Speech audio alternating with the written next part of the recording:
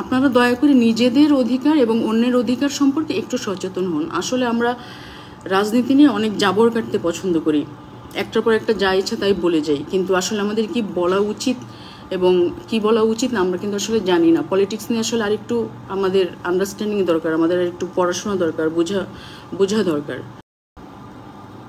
একটা বিষয়, একটা গ্রুপ ছিল আমাদের, আলো আসবেই নামে, হোয়াটসঅ্যাপ গ্রুপ।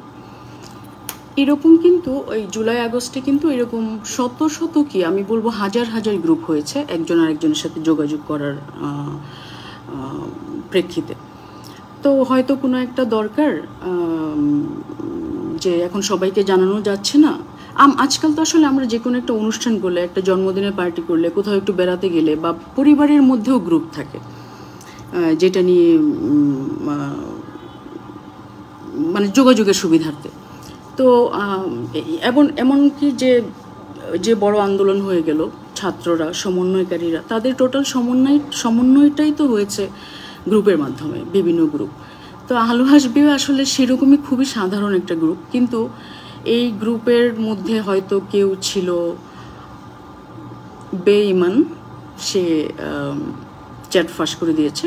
বাট এখানে আসলে এমন কোনো কিছু চ্যাট ছিল না যেটা ফাঁস হয়ে যাওয়ার কারণে প্রত্যেকটা এই গ্রুপের মেম্বারকে সামাজিক কাঠগড়ায় দাঁড়াতে হবে। আমি আসলে এই গ্রুপ নিয়ে ডিটেল আমি কিছু বলছি না, কিন্তু আমার ইনভলভমেন্ট এবং আসলে গ্রুপটা কি সেটা নিয়ে আমি অল্প একটু বলতে পারি। যদি ডিটেল বলতে হতো, বলার মতো পরিস্থিতি হয়তো অ্যাডমিনরা বলতেন। তো তারা যেহেতু আসেননি, আমি ব্যক্তিগতভাবে নানান রকমের সমস্যায় পড়ছি, নানান রকমের হ্যারাসমেন্টও বলা যায়। তো আমার কাছে এই জিনিসগুলো একজন সেন্সিবল মানুষ হিসেবে আমার কাছে এই অপবাদগুলো মেনে নিতে খুব কষ্ট হচ্ছে। এই গ্রুপটাতে কি হতো, আমি যেমন কখন কোথায় কি হচ্ছে শেয়ার করতাম যে এখানে এরকম গণ্ডগোল হচ্ছে, কারণ আমাদের তো মুভমেন্টও করতে পারতাম না, আমাদের অফিসে যাওয়ার ছিল, আমাদের বিভিন্ন কাজ ছিল, আমরা তখন নানান রকমের কর্মসূচি চলছিল, কোথায় কি অবস্থা, রাস্তাঘাটের অবস্থা, বিশেষ করে আমি এটা শেয়ার করতাম। আর কোনো প্রোগ্রাম বলতে আমরা একটা প্রোগ্রামে গিয়েছিলাম, দুইটা প্রোগ্রামে গিয়েছিলাম, বিটিভিতে এবং হাসপাতালে। দেখেন আপনারা নানান রকমের রং মেখে বিষয়টাকে ছাত্রদের বিপক্ষে দাঁড় করালেন, একটা কাঠগড়ার মধ্যে ফেলে দিয়ে সেই গ্রুপের মেম্বারদেরকে ছাত্রদের বিপক্ষে দাঁড় করিয়ে দিলেন। অথচ যেদিন আমরা বিটিভিতে গিয়েছিলাম সেদিন কিন্তু আমরা আহত ছাত্রদের দেখতে হাসপাতালেও গিয়েছিলাম। সেটা কিন্তু আপনারা একদমই অ্যাভয়েড করলেন, কেউ এদিকে গেলেনই না, আপনারা সবাই আলো আসবেই নিয়ে পড়ে থাকলেন। তো এই যে একটা নর্মাল একটা গ্রুপকে দু একজন হয়তো কথার প্রেক্ষিতে একটু কঠিন কথা বলেছে, বাট সেটা কোন প্রেক্ষাপটে বলেছে, কতটা নেগেটিভ ছিল, সেগুলো জাজমেন্ট না করেই আপনারা দুটো শব্দ ব্যবহার করছেন, যেই শব্দগুলো আমি শুনতে চাই না, আর একবারও না, একদিনও না। সেই জন্য আসলে আমি আসছি। যেমন আপনারা বলেন স্বৈরাচারের দোসর, গণহত্যার সাহায্যকারী বা উস্কানিদাতা, এই দুটো শব্দের মানে বুঝেন আপনারা?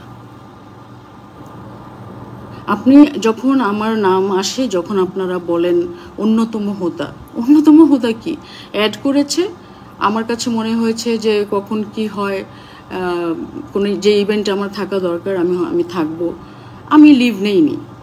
এইখানে এই দলের সবাই একটা নির্দিষ্ট আওয়ামী লীগের, সরাসরি বলি এইখানকার যারা মেম্বার ছিলেন। তো এটা হাইড করে রাখা বা ইনিয়ে বিনিয়ে অস্বীকার করা যে না আমি তো ছিলাম না, বা আমি তো জানি না, আমি তো টের পাইনি, আমি এগুলো কোনো কিছু বলতে চাই না। আমি ছিলাম, জেনে বুঝেই ছিলাম, কারণ এইটা কখনোই ছাত্রদের বিপক্ষে ছিল না গ্রুপটা। আমরা যখন বিটিভিতে গিয়েছিলাম একটা ব্যানার ছিল এবং সেই ব্যানারে স্পষ্ট লেখা ছিল এক্স্যাক্টলি লাইনটা, জ্বালাও পোড়াও এবং এই যে ভাঙচুর হচ্ছিল, গোলাগুলি হচ্ছিল, মানুষ হত্যা ছিল, সব কিছু নিয়ে মানে সহিংসতা বিরোধী, এক্স্যাক্টলি এই শব্দটা ছিল, সহিংসতা বিরোধী কর্মসূচি। কারণ আমরা দেশে সহিংসতা চাই না।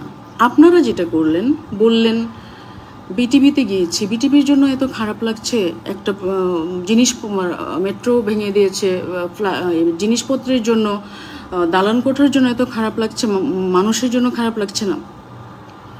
আরে আপনি কি করে জানেন যে মানুষের জন্য খারাপ লাগছে না? আমি কি দেখিয়ে দেখিয়ে কাঁদবো? আমি কি মুগ্ধ মারা গেছে, এরকম বাচ্চারা যারা মারা গেছে, এক একটা ঘটনা ঘটার পর সারা রাত যে ঘুমাতে পারি না, সেটা কি তখন আপনারা পাশে থাকেন? আপনারা কি জানেন? আমি যে মুগ্ধকে নিয়ে প্রথম আলোতে একটা বিরাট ফিচার হয়েছিল, আমার এত লাগলো, এত খারাপ লেগেছে, আমি শেয়ার করেছি পর্যন্ত, টাইমলাইনে আছে, আপনারা খুঁজে দেখতে পারেন। তাহলে ছাত্রদের বিপক্ষে কেন এই গ্রুপের মেম্বারদেরকে দাঁড় করানো হচ্ছে? মানে এর কারণটা আসলে কি?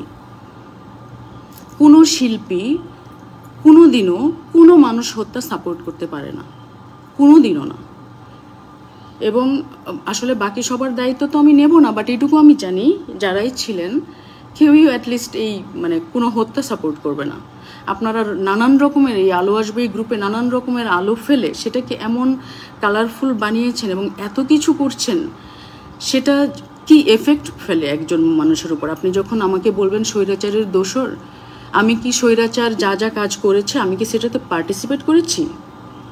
অথবা হত্যা কে করেছে আমরা এখনো জানি না, তদন্ত হচ্ছে, এই হচ্ছে সেই হচ্ছে, বা আমি কি সেটার সাথে জড়িত ছিলাম বা আমার সাথে পরামর্শ করে কি কিছু হয়েছে? আপনারা কি করে বলেন? আপনারা কি জানেন মানসিকভাবে কতটা এফেক্ট করে এটা, কতটা যন্ত্রণা দেয়? আমি আমার ব্যক্তিগত সমস্যাগুলোর কথা বলছি, যেহেতু আমি এই গ্রুপে ছিলাম। বাকি সবার কোনো সিদ্ধান্ত নিয়ে কখনো প্রয়োজন হলে কিছু বলবে বা বলবে না সেটা আমি জানি না। সবার প্রতি রেসপেক্ট রেখে আমি আমার সমস্যাগুলো থেকে আসলে এই চাপগুলো আসলে নেওয়া যাচ্ছে না। আপনারা নানান রকমের চাপ তো আছেই। একে তো দোষ আমি অভিনয় করি, বাংলাদেশে অভিনয় শিল্পী বিশেষ করে মেয়েদের প্রতি মানুষের কোনো রেসপেক্ট নাই, সেটা আমরা জানি। দ্বিতীয়ত আমি হিন্দু, এটা আপনাদের আরও বড় সমস্যা। তারপরে আওয়ামী লীগের সাথে আছি, সেটা আপনাদের বড় সমস্যা। তারপর কেন কথা বলি, সেটাও সমস্যা। তাহলে আসলে মানে যাবোটা কোথায়? আমি তো মনে করি যে এই দেশে জন্মানো প্রতিটা নাগরিক, সে যে ধর্মেরই হোক, সে যে রাজনৈতিক দলেরই হোক, সে তো আমার দেশের নাগরিক, সে তো আমার শত্রু নয়। ভিন্ন মত থাকবে, ভিন্ন ধর্ম থাকবে, নানান রকমের জাত ধর্ম সব কিছু মিলিয়েই তো একটা দেশ। যত বৈচিত্র্য তত আমাদের সংস্কৃতি ঋদ্ধ হয়। তাহলে আপনারা এরকম ভাগাভাগি করে এই গ্রুপ সেই গ্রুপ কেন করছেন? এটা আমি মনে করি যে ছেলেটা জামায়াতের রাজনীতি করে, যে ছাত্রটা শিবির করে, সেও যেমন আমার দেশের নাগরিক, সেরকম আওয়ামী লীগের একজন, ছাত্রলীগের একজন নাগরিক, বিএনপির একজন আমার দেশের নাগরিক। আমরা তো সবাই এক দেশের। আমরা হ্যাঁ, রাজনৈতিক মতভেদ থাকবে, একজন আরেকজনের সব কিছু আমরা যে যার মতো করে চলবো, রেসপেক্ট করব অন্যের মতকে, ধর্মকে, সামাজিক অবস্থানকে। সেই জায়গাটা না করে আপনারা যে এত ভাগাভাগি করে দূরে ঠেলে দিচ্ছেন, শত্রু বানাচ্ছেন, মানে নিজের দেশের মানুষ হয়ে আপনারা নিজের দেশকে শত্রু বানিয়ে দিচ্ছেন। আর কিছু একটা হলে আপনারা কথায় কথায় বলেন ইন্ডিয়ার দালাল। What is this? ইন্ডিয়ার দালাল মানে কি? ইন্ডিয়া কি এখানে কেন আসতেছে? ইন্ডিয়া পাকিস্তানের প্রসঙ্গ কেন আসবে? বাংলাদেশ নিয়ে কথা বলেন, বাংলাদেশের সাথে আমার সম্পর্ক নিয়ে কথা বলেন। নাকি আপনারা হুজুগে মেতে যা খুশি তাই? আমরা জানি আমরা খুবই হুজুগে মেতে ওঠা জাতি, কিন্তু মিনিমাম এমন এমন মানুষরা বলেন যাদের কাছ থেকে আসলে এটা আশা করা যায় না, যাদের কাছ থেকে একটু আশা করি যে সে বুঝে শুনে ঠিকঠাক কথাটা বলবে। আপনার আমার দ্বিমত থাকতেই পারে একটা বিষয় নিয়ে, আপনি সেটা শুনেন, আমি কি বলি আমি শুনি, আপনি কি বলেন। কিন্তু এই যে দোষারোপ করে একটা তীব্র ভয়ের মধ্যে, একটা আতঙ্কের মধ্যে, একটা হুমকির মধ্যে আপনারা রাখছেন, মানে এটা কেন আসলে? মানে দোষটা কোথায় আসলে? আপনারা বলছেন কি এতগুলো বাচ্চা মারা গেল, তাদের জন্য কাঁদিনি, বিটিভির জন্য কাঁদলাম। তাদের জন্য কাঁদবো কি আপনাদেরকে দেখিয়ে দেখিয়ে? বিটিভিতে গিয়ে সবাই একসাথে দাঁড়িয়েছে, এখানে সেলিব্রিটিরা ছিল, এটা অনেক ফোকাসড, সেই জন্য আপনারা এটা নিয়ে কথা বলছেন। কিন্তু একজন মানুষ হিসেবে যখন আমি, যে কেউ মারা যাক, আপনারা ছাত্র মারা গেছে, পুলিশ মারা গেছে, সাধারণ মানুষ মারা গেছে, শিশু মারা গেছে, তো এক একটা মৃত্যু কি আমাদেরকে কাঁদায় না? এখন কি সেটা দেখিয়ে লাইভে এসে কাঁদবো? সেটা চান আপনারা? আপনারা নিজেরা কি করে আমার সিদ্ধান্ত নেন যে আমি কাঁদিনি, আমি এটা করেছি সেটা করেছি? এটা তো আপনারা বলতে পারেন না। আসলে আমার 8-10টা গ্রুপের মতো সাধারণ একটা গ্রুপ যোগাযোগের জন্য ওই সময়ে শিল্পীদের, এখানে কেউ কারো দ্বারা প্রভাবিত হয়ে যায় নাই। আবার কেউ কেউ বলছে যে হয়তোবা দলীয় কোনো নির্দেশনা থেকে, সেটাও না। আমাকে অ্যাড করেছে, আমি লিভ করিনি, কারণ আমার জানা দরকার ছিল কোথায় কী ইভেন্ট হচ্ছে, কি হচ্ছে না হচ্ছে। হ্যাঁ, একজন বলেছে গরম জলের কথা। এখন সে কোন প্রেক্ষিতে বলেছে, আমার তো মনে হয় না যে সে নিজেও কোনো কারো গায়ে গরম পানি ঢালতে পারবে। কথার প্রেক্ষিতে যখন কিছু বলতে হয়, এটা একটা আন্দোলন, তো তখন কি সেটাকে আপনারা শুধু ওইটুকু পিক করেছেন, বাকি কোনো কিছু কিন্তু পিক করেননি।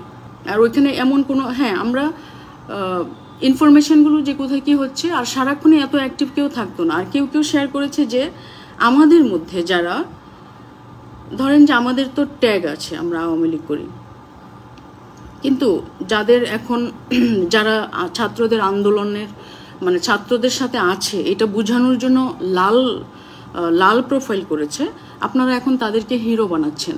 কিন্তু তাদের জন্য আওয়ামী লীগ করার পরও আমরা কিন্তু আমাদের দলীয় নেতা, কর্মী, প্রোগ্রাম, মন্ত্রী তাদের ধারে কাছেও ভিড়তে পারিনি।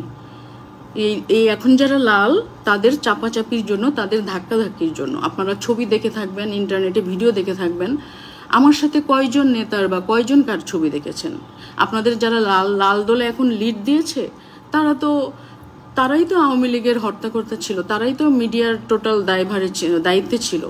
তারা বিজ্ঞাপন বানিয়েছে, তারা ছবি বানিয়েছে, তারা টোটাল মুজিব বর্ষ উদযাপন করেছে। তো তাদেরকে আপনারা এখন হিরো বানাচ্ছেন। আমরা তো ধারে কাছেও ঘেঁষতে পারিনি তখন, কারণ আমাদের তো একটু আত্মসম্মান আছে। কিন্তু এখন আপনারা আপনাদের সাথে রাস্তায় নেমেছে, ঠিক আছে, রাস্তায় আমি কেন নামিনি? একজন রাজনীতি সচেতন মানুষ হিসেবে যে কোনো একটা ইভেন্ট যখন হয়, চাইলেই আমি সাথে সাথে গিয়ে সেখানে জয়েন করব না, কারণ আমার বিবেক, আমার বিবেচনা, আমার রাজনৈতিক পরিপক্কতা, আমার বোঝাপড়া আমাকে সব কিছুতে যেতে দেবে না। আমার কাছে আমার শুরু থেকেই কনফিউশন ছিল, যখন তাদের দাবি মেনে নেওয়ার পরও যে আচ্ছা আরেকটা দাবি আসতেছে, তখন আমার মনে হচ্ছে যে একেবারেই শুধুমাত্র কোটা ভিত্তিক আন্দোলন, এটা আমার ঠিক মনে হচ্ছিল না। আমি আরেকটু দেখব। আমি তো দলকানা না যে যা করবে আওয়ামী লীগ তাই আমি সাপোর্ট করব, এরকমভাবে নিজেকে বিক্রি করে দিইনি কোথাও। কিন্তু আমার শুরু থেকেই আমি সন্দিহান ছিলাম, আমার অবজারভেশন ছিল নানান রকমের, যার জন্য আমি রাস্তায় বের হইনি। কিন্তু তার মানে এই না যে আমি ছাত্রদেরকে মেরে ফেলুক, যা খুশি তা করুক সেটা সমর্থন করব, কখনোই না। আপনারা জোর করে গায়ে স্বৈরাচারীর দোসর, গণহত্যাকারীর উস্কানিদাতা, দোসর, এই শব্দগুলো ব্যবহার করছেন। আমি আপনাদেরকে রিকোয়েস্ট করে বলছি, আমার মানসিক সমস্যা হচ্ছে এগুলো মেনে নিতে, আপনারা দয়া করে আমার নামের সাথে এই শব্দগুলো বলবেন না। আমাদের আসলে এই যে সংস্কার চলছে, আমিও সংস্কার চাই, অবশ্যই চাই, কিন্তু আমার কাছে মনে হয় আসলে আমাদের মানসিক এবং মস্তিষ্কের সংস্কারটা অনেক বেশি প্রয়োজন। সবার আগে আমাদের শিক্ষা, পারিবারিক শিক্ষা, এগুলোর সংস্কার প্রয়োজন। তাহলে বোধহয় আমরা একটু সহনশীল হব, একজন আরেকজনকে অ্যাটলিস্ট সহ্য করতে পারবো। কারণ আপনি যখন, ঠিক আছে, আপনার অপোজিটকে আপনি ধ্বংস করে দিবেন, তারপর আপনি কার সাথে লাগবেন? নিজেদের মধ্যেই তো লাগবেন। আমি বলেছিলাম, যেহেতু এত তুমুল আলোচনা এই গ্রুপ নিয়ে সারা দেশ জুড়ে, এটা এখন এটা জাতীয় টপিক হয়ে গেছে। রাস্তায় বের হলেও, কেউ দেখলেও, বন্ধুবান্ধবরাও টিটকারি করছে, আলো আসবেই নিয়ে কথা শুনতে হচ্ছে। তো এইগুলো আসলে ভালো লাগছে না। আপনারা চেষ্টা করবেন যে বুঝে শুনে কথা বলার জন্য, কাকে কি বলা যায়, কাকে কি বলা উচিত না, কাকে একটু দেখে শুনে বুঝে ব্যাকগ্রাউন্ড যাচাই বাছাই করে, তার যোগ্যতা, তার চলাফেরা, তার সব কিছু যাচাই বাছাই করে আপনারা কারো উপর কোনো কিছু চাপান।